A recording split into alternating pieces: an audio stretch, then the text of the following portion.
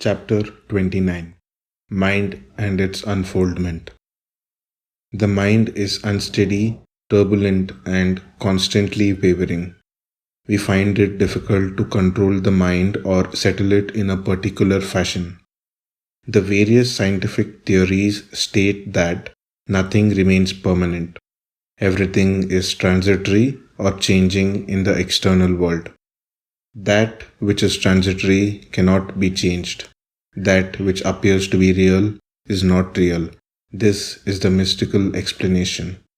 But we do not take the time and effort to analyze whether the world is real or a mere illusion. We are more interested in obtaining the various material comforts of life and direct our actions and energies towards acquiring those material things. Jagat is the Sanskrit word for world. It means move further. Therefore, the world, which means to advance, to move, is not static or immobile. We do not question this ever changing nature of the world because to us it appears to be real. We face problems and undergo pain and suffering due to our possessive nature. We wish to own several things and experience dissatisfaction when we cannot possess the things we want. Further, we are mentally affected when any problem or trouble occurs with respect to things we already own. The only way to escape from sufferings caused by our possessive nature is to learn to merely use the things of this world rather than trying to possess or own them. Another word for Jagat is Sat, which means existence. Therefore, all these things exist in the world, but we should change our attitude towards them or the way in which we perceive these things. We should perform the duties allotted to us efficiently, be it as a husband, wife, child, or a worker, without any attachment. The result of our actions or duty should be left to God. The intellectual energy in us, which records the happenings in this world, or the consciousness which imprints the world in our mind, is called Chit. It is because of this consciousness that we feel the world to be real and try to own the things of this world. It is a concept wholly related to an individual. In contrast to this concept of Chit is the concept of Ruta that controls the entire world. Ruta is the consciousness of the cosmos. It is a sequence or an order. It determines the location and sequence of the various events and objects of the world. The orders are already established and are being executed in a clock-like manner. When an individual understands that the base of Chit lies in his individuality or in the feeling of I or mine, he reaches a state of bliss called Ananda or Satya, the truth. The above concepts or steps unfold according to a cosmic sequence. Sat for an individual is the existence of the external world. Chit is the recognition of this world, which makes us perform our duties through individual consciousness. Ruta is the cosmic order, which determines the direction and timing of the events of this world. And ultimately, Ananda or bliss is the quality of Atman at the individual level. Therefore, it is this state which man should try to achieve. The state of Ananda or bliss can be achieved by the grace of Guru. Through a Guru, we can experience bliss and attain realization in the inner fields of our consciousness. Therefore, when this opportunity is presented to us through the Guru, we should make use of it and attain the highest level of existence within a very short span.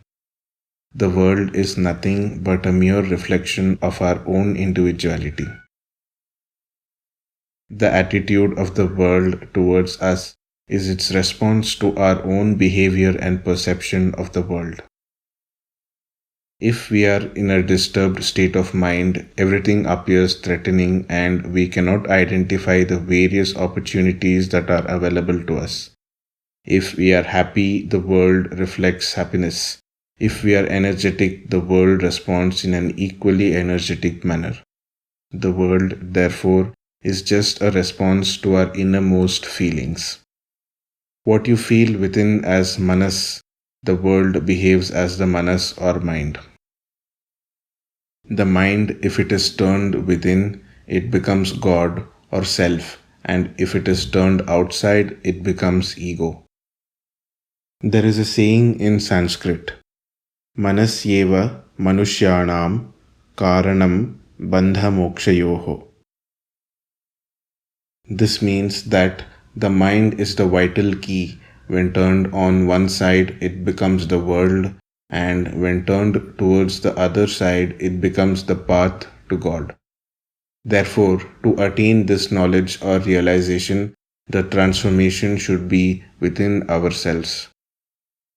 It is the mind which has created the varieties of this creation. The sun, the various planetary configurations, and the people all exist in the cosmic mind. It is the mind which gives rise to the feelings of anger, jealousy, and ego. We should try to free ourselves from these feelings and use the mind beyond them. We are to be guided in these efforts by a guru. A guru teaches us to question and analyze the purpose of our existence in this world. The realization of our existence would release us from the cycle of births and deaths and enable us to attain liberation in this very birth. If we do not liberate ourselves in this birth, then there is no assurance that we will be liberated in the future. Once we are bound by the mind, we are bound forever. It is not necessary to renounce the world to experience or attain this realization. We can attain this even by living in the society, provided we are able to exercise control over our mind. We should try to utilize and not possess the various objects of this world.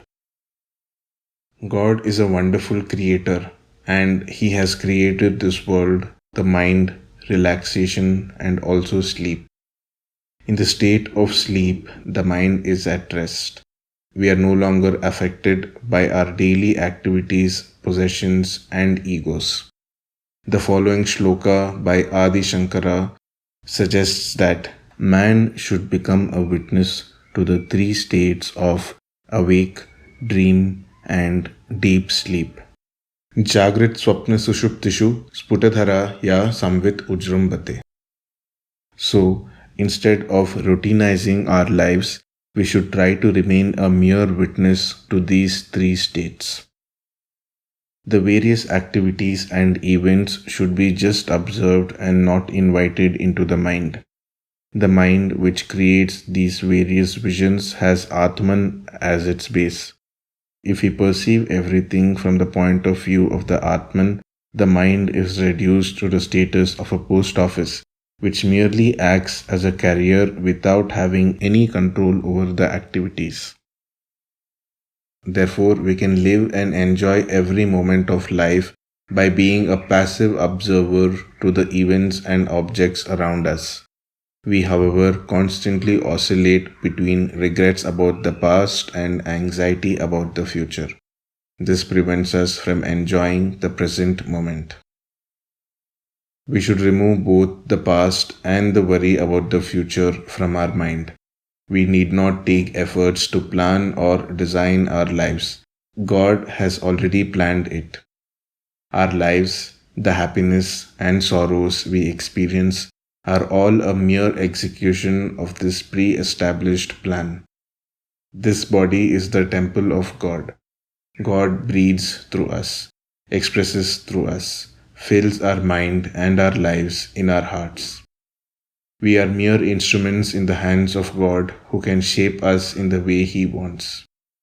The best we can do is to lead our lives in a simple manner, understand our limitations, and try to get rid of all our worldly desires and possessions. We should learn to accept life as it comes, and that is what God expects from us.